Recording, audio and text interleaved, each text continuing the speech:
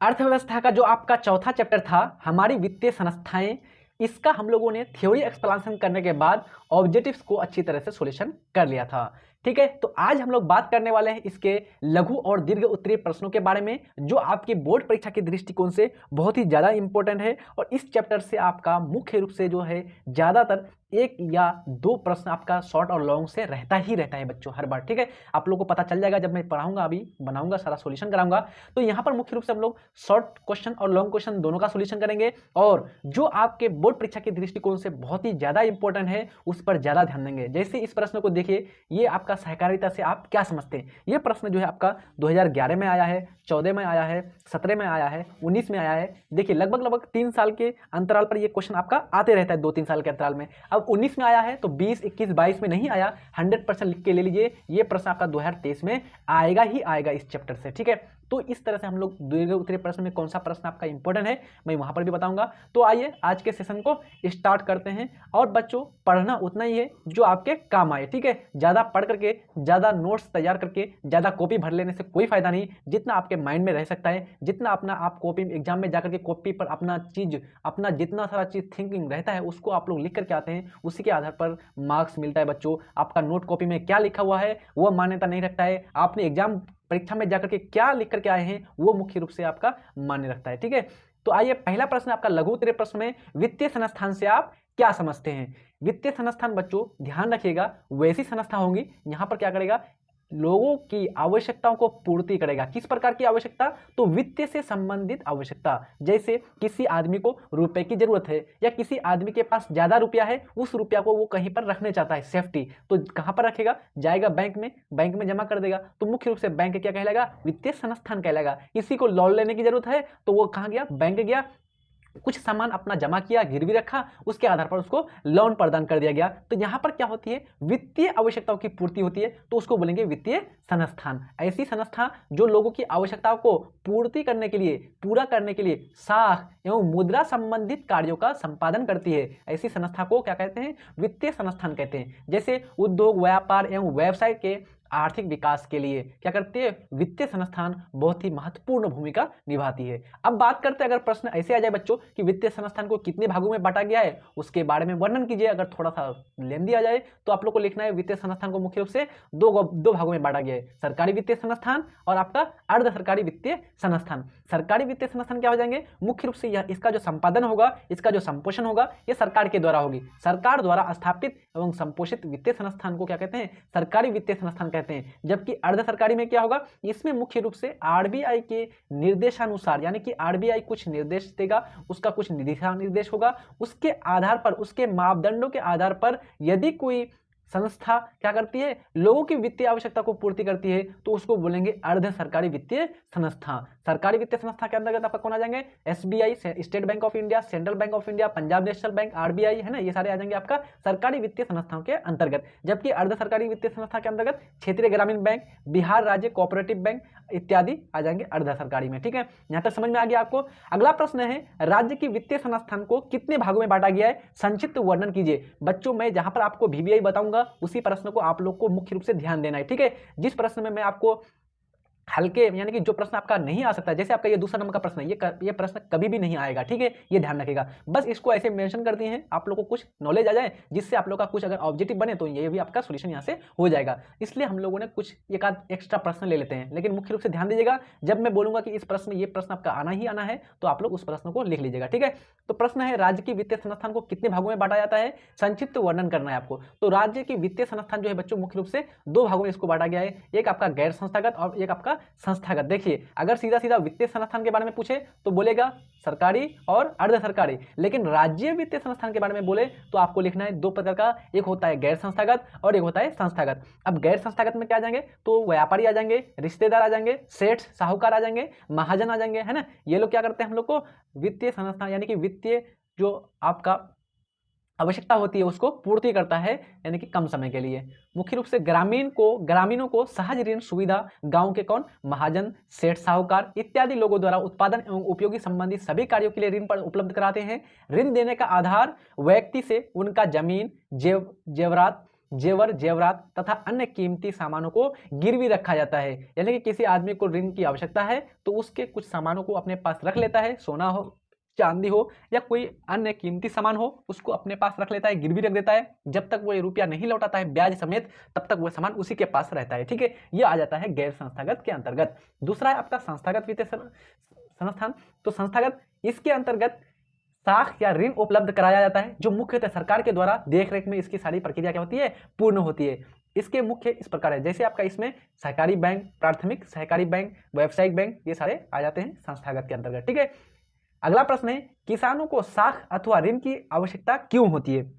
यानी कि जो किसानों को जो साख और ऋण की आवश्यकता होती है वो क्यों होती है, इसका कारण आपको बताना है। तो मुख्य रूप से बच्चों, आप किसान हैं, इसकी आय तो बहुत ज़्यादा होती नहीं है, उत्पादन बहुत ज़्यादा होती नहीं है, तो अब इन लोग को बीज खरीदने के लिए, जुताई करने के लिए, सिंचाई करने के लिए या बुआई करने के लिए क्या होती है, मुख्य रूप से रुपए की आवश्यकता होती है, वित्तीय आवश्यकता होती है। अब इन वित्तीय आवश्यकता के लिए क्या करना पड़ता है, इसको ऋण लेना पड़ता है, दूसरों से ऋण लेना पड़ता है ना, दूसरों पर डिपेंड रहना पड़ता है। तो आइए बात करते हैं, किसानों को सर्वश्रेष्ठ खाद, बीज, कीटनाशक दवाओं के लिए कृषि के क्षेत्र में नई तकनीकों का प्रयोग करने के लिए साख या ऋण की आवश्यकता होती है। इसके अतिरिक्त बाढ़, सूखा, भूकंप इत्यादि प्राकृतिक आपदाओं के बाद साख या ऋण की सुविधा उपलब्ध कराई जाती है मुख्य रूप से। ठीक है, ये प्रश्न आपका 2018 में आया हुआ है, बहुत ज्यादा इंपॉर्टेंट है नहीं, इसलिए इस प्रश्न को भी ज्यादा आप लोग को ध्यान नहीं देनी है। अगला प्रश्न है, व्यावसायिक बैंक कितने प्रकार की जमा राशि को स्वीकार करते हैं, संक्षिप्त विवरण दीजिए। यानी कि जो आपके व्यावसायिक बैंक होते हैं ये कितनी प्रकार की जमा राशि को मुख्य रूप से स्वीकार करती है। ठीक है, ये आपका ध्यान रखना है, सिर्फ कितनी राशि को, ये आपका ऑब्जेक्टिव के रूप में सीधा सीधा पूछा जाता है। तो ये आपका जो है मुख्य रूप से 4 प्रकार के जमा राशि को आपका स्वीकार करती है, चालू जमा, अस्थायी या अवधि जमा, संचयी जमा या फिर आपका आवर्ती जमा। तो मुख्य रूप से व्यावसायिक बैंक क्या कितने प्रकार का, 4 प्रकार के यानी कि जमा राशि को स्वीकार करता है। चालू जमा में क्या हो जाएगा, तो इसमें रुपया जमा करने वाला अपनी इच्छा अनुसार रुपया जमा या निकाल सकता है, जमा भी कर सकता है या फिर निकाल भी सकता है। इसमें किसी प्रकार का क्या प्रतिबंध नहीं रहता है। इस प्रकार के जमा राशि में बैंक द्वारा ब्याज नहीं दिया जाता है, यानी कि आप अपने इच्छा अनुसार जमा भी कर दिए और उसके अपनी इच्छा अनुसार निकाल भी लिए।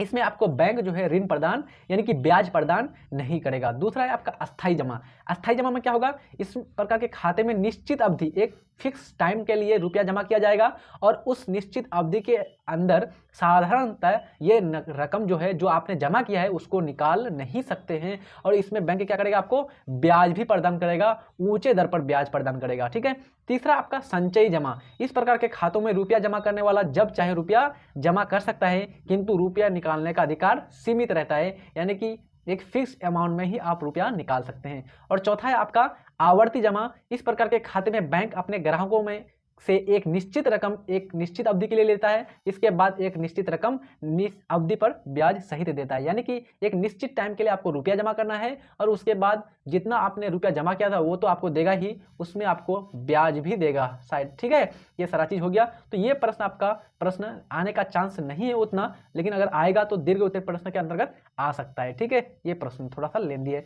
अगला प्रश्न है जो आपका 2023 के लिए सीधा सीधा आप लोग VI लगा दीजिए, 100% आने का चांस है और आना ही आना है। ये प्रश्न आपका 4 बार आया हुआ है, 2019 के बाद नहीं आया है, इसलिए 20, 21, 22 3 साल खाली रहा, तो ये आपका चौथा साल आना ही आना है। ठीक है, सहकारिता से आप क्या समझते हैं, नोट डाउन कर लीजिएगा। सहकारिता उस आर्थिक व्यवस्था को कहते हैं जिसमें 2 या अधिक मनुष्य किसी आर्थिक उद्देश्यों की पूर्ति के लिए मिलजुल कर कार्य करती है। इसका सिद्धांत यह है कि सब प्रत्येक के लिए और प्रत्येक सब के लिए। ये इंपॉर्टेंट है, इसका सिद्धांत को ध्यान रखिएगा।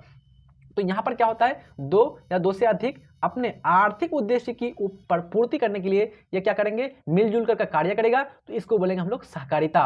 और यहाँ पर इसका मुख्य रूप से जो आपका सिद्धांत होता है बच्चों, वो सिद्धांत क्या होते हैं, सब प्रत्येक के लिए और प्रत्येक सब के लिए। ठीक है, अगला है आपका स्वयं सहायता समूह से आप क्या समझते हैं। ये भी प्रश्न इंपॉर्टेंट ही समझिए, ये प्रश्न भी आने का चांस बन सकता है, लेकिन ऊपर वाला प्रश्न आप लोग को तो ध्यान रखना ही रखना है। स्वयं सहायता समूह यानी कि सेल्फ हेल्प ग्रुप से आप क्या समझते हैं। स्वयं सहायता समूह वास्तव में ग्रामीण क्षेत्र में 15 से 20 व्यक्तियों का एक अनौपचारिक समूह होता है जो अपनी बचत तथा बैंकों से लघु ऋण लेकर अपने सदस्यों के पारिवारिक जरूरतों को पूरा करते हैं और विकास गतिविधियां चलाकर गांव का विकास और महिला सशक्तिकरण में योगदान करते हैं। लेकिन मुख्य रूप से ऑब्जेक्टिव में आता है कि स्वयं सहायता समूह में कितने कम से कम जो मुख्य रूप से सदस्य होते हैं, तो 15 से 20 सदस्य होते हैं। ठीक है, कितने होते हैं? 15 से 20 सदस्य होते हैं। और ये क्या करते हैं? तो ये अपनी बचत और क्या करती है? बैंकों से लघु ऋण प्रदान करती लेकर के सदस्यों के पारिवारिक जो जरूरतें होती है उनको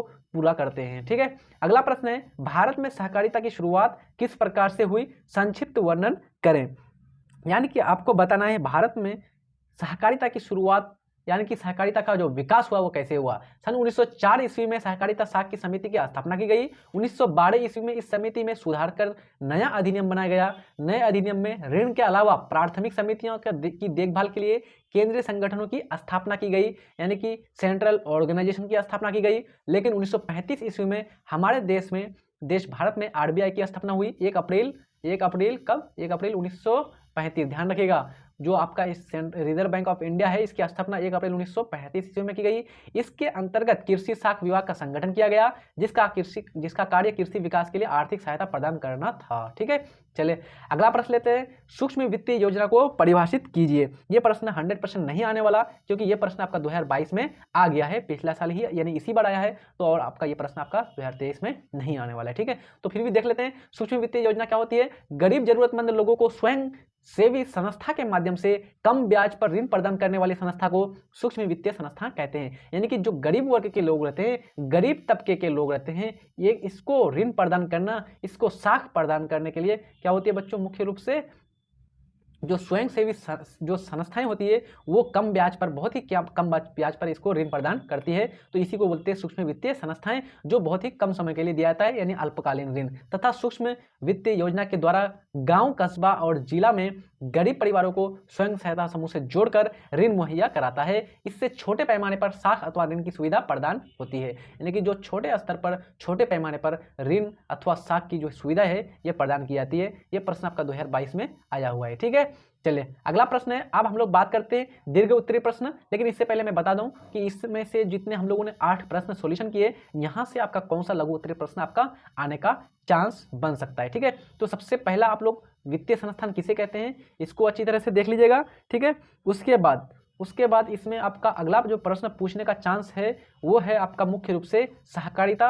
इसको तो लिख ही लीजिएगा 2023 के लिए 100%। ठीक है, और उसके बाद इसमें से एक प्रश्न और आने की चांस है, वो है आपका स्वयं सहायता समूह वाला से। ठीक है, तो 3 प्रश्न बहुत ही इंपॉर्टेंट है, 3 में से कोई भी एक प्रश्न या 2 प्रश्न आपका आ सकता है। ठीक है, अब बात करते हैं दीर्घ उत्तरीय प्रश्नों के बारे में। यहाँ पर मुख्य रूप से हम लोग 5 प्रश्नों का सोल्यूशन करेंगे दीर्घ उत्तरीय में। इसमें भी मैं आपको बताने वाला हूँ कौन सा प्रश्न आपका 2023 में आने वाला है। ठीक है, चलिए स्टार्ट करते हैं। पहला प्रश्न आपका, राष्ट्रीय वित्तीय संस्थान किसे कहते हैं? इसे कितने भागों में बांटा जाता है? वर्णन कीजिए।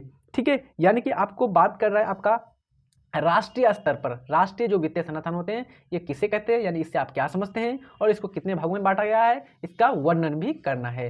तो राष्ट्रीय वित्तीय संस्था किसको बोलेंगे? वैसी संस्था जो देश के लिए वित्तीय और नीतियों का निर्धारण और निर्देशन करती है तथा राष्ट्रीय स्तर पर वित्तीय प्रबंधन के कार्यों का संपादन करती है, उसे राष्ट्रीय वित्तीय संस्थान कहेंगे। यानी कि वैसी संस्था जो देश के लिए क्या करेगी? वित्तीय और नीतियों का निर्धारण और निर्देशन करेगा, और राष्ट्रीय स्तर पर जो भी वित्तीय प्रबंधन है उस कार्यों को क्या करेगा? संपादन करेगा, तो उसको बोलेंगे राष्ट्रीय वित्तीय संस्थाएं। इसको मुख्य रूप से कितने भागों में बांटा गया है? तो इसको 2 भागों में बांटा गया है, भारतीय मुद्रा बाजार और भारतीय पूंजी बाजार। भारतीय पूंजी बाजार जो है ये दीर्घकालीन ऋण प्रदान करेगा आपको, है ना, यहाँ से आपका ऑब्जेक्टिव 2 पूछा गया है, तो दीर्घकालीन ऋण प्रदान करेगा आपका कौन? भारतीय पूंजी बाजार। जबकि भारतीय मुद्रा जो बाजार है ये आपका अल्पकालीन ऋण प्रदान करेगा। ठीक है, आइए अब इसका वर्णन कर लेते हैं दोनों का। तो भारतीय मुद्रा बाजार में राष्ट्रीय स्तर पर उद्योग एवं व्यवसाय के क्षेत्र के लिए अल्पकालीन वित्तीय व्यवस्था एवं प्रबंधन किया जाता है, जो और उसे भारतीय मुद्रा बाजार कहते हैं। जबकि भारतीय पूंजी बाजार किसको बोलेंगे? भारतीय पूंजी बाजार में उद्योग एवं व्यवसाय के लिए दीर्घकालीन, देखिए यहाँ पर दीर्घकालीन और यहाँ पर अल्पकालीन, और ये आपका ऑब्जेक्टिव में आया हुआ है दोनों प्रश्न। भारतीय मुद्रा बाजार किस प्रकार का ऋण प्रदान करता है और भारतीय पूंजी बाजार किस प्रकार का वित्तीय व्यवस्था प्रदान करता है। तो आपको याद रखना है, मुद्रा बाजार आएगा तो अल्पकालीन, पूंजी बाजार आएगा तो दीर्घकालीन प्रबंधन करता है, इसे क्या कहते हैं हम लोग? भारतीय पूंजी बाजार कहते हैं। ये प्रश्न आपका 2018 में आया हुआ है प्रश्न, ठीक है। थोड़ा बहुत इंपॉर्टेंट है लेकिन उतना भी इंपॉर्टेंट नहीं है। अब बात करते हैं राज्य स्तरीय संस्थागत वित्तीय स्रोतों के कार्यों का वर्णन करें। दूसरा प्रश्न है जो कि आपका बोर्ड परीक्षा के दृष्टिकोण से थोड़ा बहुत, यानी कि थोड़ा बहुत क्या, ये प्रश्न आपका इंपॉर्टेंट है, ठीक है। 2014 में आया हुआ है और राज्य स्तर की बात है बच्चों, आप लोग देने जा रहे हैं अपना बिहार बोर्ड का एग्जाम, राज्य स्तर पर एग्जाम, इसलिए यहाँ पर क्वेश्चन आने का चांस ये बन जाता है, ठीक है। तो राज्य स्तरीय वित्तीय संस्थान यानी संस्थागत जो वित्तीय स्रोत है उसका कार्यों का वर्णन करने के लिए बोल रहा है। संस्थागत वित्तीय स्रोत के रूप जो है निम्नलिखित है। पहला, सहकारी बैंक, प्राथमिक सहकारी समितियां, भूमि विकास बैंक, क्षेत्रीय ग्रामीण बैंक और नाबार्ड। ये प्रश्न आप आसानी से हल कर सकते हैं बच्चों। अगर आप लोगों ने चैप्टर का जो थ्योरी एक्सप्लेनेशन जिसमें हम लोग कंप्लीट किया था, उसमें अगर आप लोगों ने चैप्टर को पढ़ा है, पहला पार्ट और दूसरा पार्ट बहुत गजब तरीके से कंप्लीट किया था, वहां से आप अगर पढ़ लेंगे अच्छी तरह से तो कोई भी क्वेश्चन ऐसा नहीं होगा जो आपसे सोल्यूशन नहीं होगा, ठीक है। आइए अब हम लोग वर्णन कर लेते हैं एक एक करके। तो सरकारी बैंक, इस बैंक द्वारा उपलब्ध सहकारी साख व्यवस्था गांव, जिला, राज्य, त्रिस्तरीय, इसके माध्यम से राज्य के किसानों को अल्पकालीन, मध्यकालीन तथा दीर्घकालीन तीनों प्रकार की ऋण सुविधाएं उपलब्ध कराई जाती है। किसके द्वारा? जो आपकी सहकारी बैंक होती है। दूसरा है प्राथमिक सहकारी समितियां, इसके स्थापना कृषि क्षेत्र की अल्पकालीन ऋण की आवश्यकता की पूर्ति के लिए की गई है। एक गांव अथवा क्षेत्र के कोई भी काम कम से कम 10 व्यक्ति मिलकर एक प्राथमिक साख समिति का निर्धारण कर सकते हैं, ठीक है। तो कितने व्यक्ति? कम से कम 10 व्यक्ति होना चाहिए प्राथमिक सहकारी समिति में, ये आपका इंपॉर्टेंट है, ठीक है। अगला है भूमि विकास बैंक, किसानों को दीर्घकालीन ऋण प्रदान करने के लिए भूमि विकास बैंक खोला गया है। ये किसानों के भूमि को बंधक रखकर कृषि में अस्थायी सुधार एवं विकास के लिए दीर्घकालीन ऋण प्रदान करता है। यानी भूमि विकास जो बैंक है बच्चों, मुख्य रूप से किसको ऋण प्रदान करती है? किसानों को। किस प्रकार से? तो किसानों की भूमि को बंधक रखकर, यानी अपने पास गिरवी रख देता है और उसके आधार पर उसको क्या कर देती है? ऋण प्रदान करती है, जिससे किसान महंगी आधुनिक औजार जैसे ट्रैक्टर खरीदनी है किसी को थ्रेसर खरीदना है, किसी को वाटर पंपिंग के लिए बोरिंग या कुछ भी हो, उस सब के लिए क्या करती है? भूमि विकास बैंक ऋण प्रदान करती है। अगला है आपका चौथा नंबर में क्षेत्रीय ग्रामीण बैंक, सीमांत एवं छोटे किसानों, कारीगरों तथा अन्य कमजोर वर्ग की जरूरतों को पूरा करने के लिए के उद्देश्य से क्षेत्रीय ग्रामीण बैंक देश में 1975 ईस्वी में स्थापित किया गया।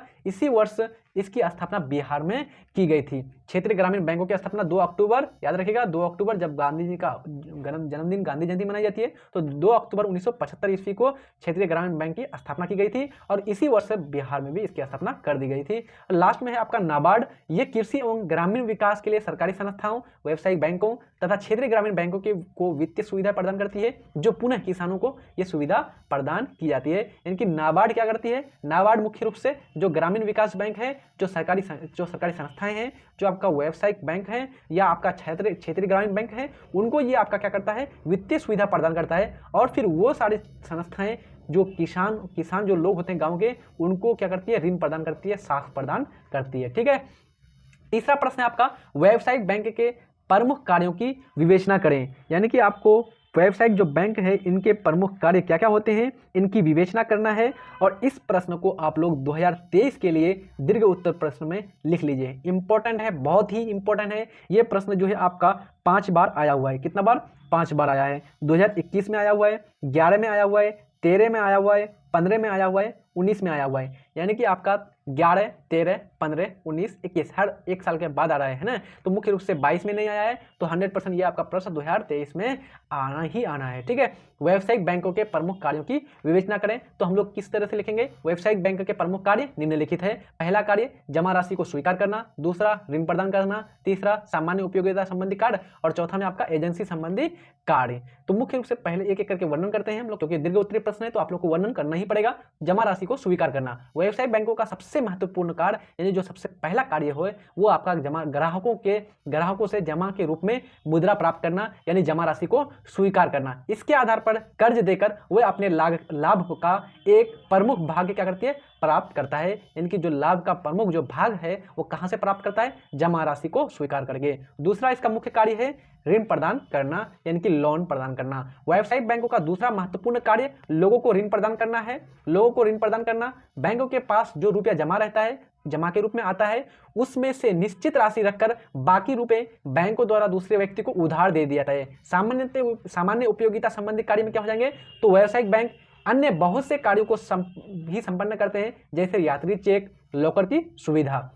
और अगला है आपका एजेंसी संबंधी कार्य। तो एजेंसी संबंधी कार्य के रूप में व्यावसायिक बैंक अपने ग्राहकों को एजेंसी के रूप में कार्य या सेवा प्रदान करते हैं। इसके अंतर्गत बैंक चेक, बिल व ड्राफ्ट, ब्याज, तथा लाभांश या ब्याज ऋण की किस्त, ये सारी क्या करती है, कार्य करती है आपका बैंक। ठीक है, तो बहुत ही इंपॉर्टेंट प्रश्न है ये आपका, व्यावसायिक बैंक के प्रमुख कार्य ध्यान रखेगा।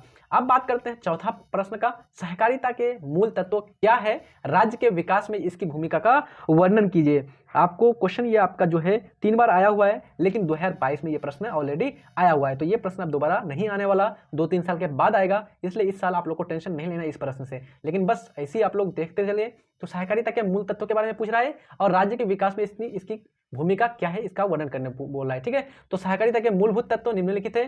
पहला है, इसमें अपनी इच्छा से सदस्य बन सकते हैं और उन पर कोई भी भारी दबाव नहीं होता है। दूसरा, इसके सदस्यों के बीच पूंजी, हैसियत अथवा किसी भी अन्य आधार पर भेदभाव नहीं किया जाता है, डिस्क्रिमिनेशन नहीं किया जाता है।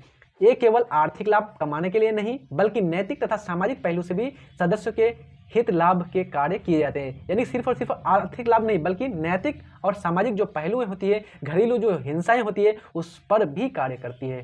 ठीक है, राज्य के बंटवारे के बाद संपदा, इसका वर्णन किस प्रकार से करेंगे, क्योंकि दीर्घ उत्तरीय प्रश्न बच्चों, तो इसका वर्णन करेंगे। राज्य के बंटवारा के बाद संपदा, प्राकृतिक संपदा जो थी वो झारखंड के पास चला गया। शेष बचे हुए में कृषि भूमि ही एकमात्र मूल साधन है, जिस पर बिहार की कुल जनसंख्या का 80% आबादी निर्भर करता है। आपको सीधा सीधा ऑब्जेक्टिव यहाँ पर पूछा जाता है कि बिहार की कितनी % आबादी आपका मुख्य रूप से कृषि पर निर्भर करती है, तो 80%। ठीक है, यही यहाँ की खेती में निवेश करना जुआ के समान है, क्योंकि यहाँ की खेती मानसून पर आधारित है। किसी वर्ष खूब वर्षा हो जाती है और किसी वर्ष वर्षा की कोई बात ही नहीं होती है, फसलें नष्ट हो जाती है बाढ़ के कारण, है ना, ये सारी आपका समस्याएं होती है। बिहार में विशेषकर ग्रामीण स्तर पर धनकुट्टी, अगरबत्ती, बेड़ी निर्माण, जूता आदि जैसे महत्वपूर्ण रोजगार सहकारिता के द्वारा चलाई जाती है। इसके लिए बैंक ऋण मुहैया कराती है, जिसके फलस्वरूप व्यक्ति की आय धीरे धीरे बढ़ रही है और लोगों का जीवन स्तर भी क्या हो रहा है, ऊंचा उठ रहा है। तो हम लोगों ने यहाँ पर चर्चा कर लिया मुख्य रूप से जो आपका सहकारिता समूह है, इसका भूमिका क्या है। तो भूमिका में हम लोगों ने जान लिया, क्योंकि बिहार में जितने भी लोग हैं वो ज़्यादातर कृषि पर आपका डिपेंड है। अब कृषि करना क्या है, एक जुआ के समान है। जुआ के समान है तो मुख्य रूप से यहाँ पर अलग अलग प्रकार की समस्याओं का सामना करना पड़ता है। उन समस्याओं से निपटने के लिए ये सहकारिता जो समूह है बच्चों, मुख्य रूप से ऋण प्रदान करती है, वित्तीय जो आवश्यकता होती है उसकी पूर्ति करता है, और मुख्य रूप से जो भी आपका नैतिक मूल्य होती है या फिर घरेलू कोई भी समस्या होती है उनका भी समाधान करते हैं मिलकर के। ठीक है, ये सारा चीज़ हो गया। अब बात करते हैं स्वयं सहायता समूह में महिलाएं किस प्रकार अपनी अहम भूमिका निभाती है, वर्णन करें। ये भी आपका इंपॉर्टेंट प्रश्न है बच्चों, क्योंकि महिलाओं से संबंधित पूछे जा रहे हैं। ठीक है, स्वयं सहायता समूह तो आप लोग जान ही लिए हैं, स्वयं सहायता समूह किसे कहते हैं, ये आपका लघु उत्तरीय प्रश्न में हम लोग जान लिया था। अब पूछा जा रहा है कि इसमें महिलाओं की भूमिका क्या होती है, इसके बारे में हमको बताना है।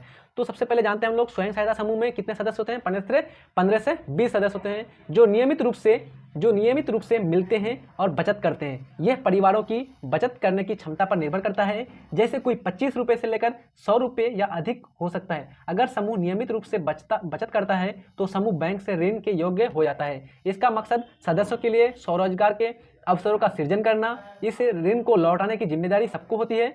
अगर कोई ऋण नहीं लौटाता है तो अन्य सदस्य इस मामले को गंभीर से लेते हैं और ऋण लौटा देता है। इसके अलावा यह समूह गांव, कस्बा और जिला के ग्रामीण क्षेत्रों के गरीबों को संगठित करने में मदद करता है। इससे न केवल महिलाएं आर्थिक रूप से मजबूत होती है, बल्कि समूह की नियमित बैठकों के जरिए तरह तरह के सामाजिक विषयों जैसे संस्था, स्वास्थ्य एवं पोषण और घरेलू हिंसा इत्यादि पर आपस में क्या होती है, चर्चाएं होती है। यानी कि ये जो स्वयं सहायता समूह है बच्चों, इसमें महिलाओं की जो भूमिका है बच्चों वो बहुत ही ज़्यादा है। इसमें क्या होती है, ये लोग जो है आपस में हर सप्ताह मिलते रहते हैं बीच बीच में, और इसमें क्या करते हैं, ये लोग अपने बचत के लिए सोचते हैं और किस प्रकार से किसी भी महिला को आत्मनिर्भर बनाया जाए इस पर ज़्यादा विचार किया जाता है। मुख्य रूप से किसी भी प्रकार की सामाजिक जो समस्या होती है या घरेलू कोई समस्या होती है उसका भी निदान किया जाता है आसानी से। ठीक है, घरेलू हिंसा पर किस प्रकार से रोक लगाया जाए, या किसी भी प्रकार से किसी भी परिवार में अगर पोषण की कमी है तो किस प्रकार से पोषण को पूर्ति किया जाए, या कोई व्यक्ति है वो अस्वस्थ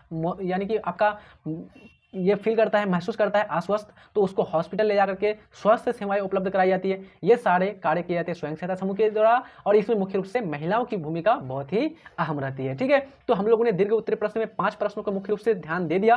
तो इसमें से कौन सा प्रश्न आपका आने का चांस ज़्यादा है, ये आप लोग को ध्यान रखना है। तो पहला जो प्रश्न है बच्चों, राष्ट्रीय वित्तीय संस्थान, यह प्रश्न आपका नहीं आएगा। राज्य स्तरीय वित्तीय संस्थान के जो कार्य हैं इसका वर्णन करें। ये भी प्रश्न आपका 2014 में एक बार आया हुआ है, चांस बहुत कम है, ठीक है। लेकिन जो व्यावसायिक बैंक के जो कार्य है बच्चों, इस प्रश्न को आप लोग को इंपॉर्टेंट रूप से ध्यान देना है, जो आपका 2023 के लिए ये प्रश्न बनने का 100% चांस है, ठीक है।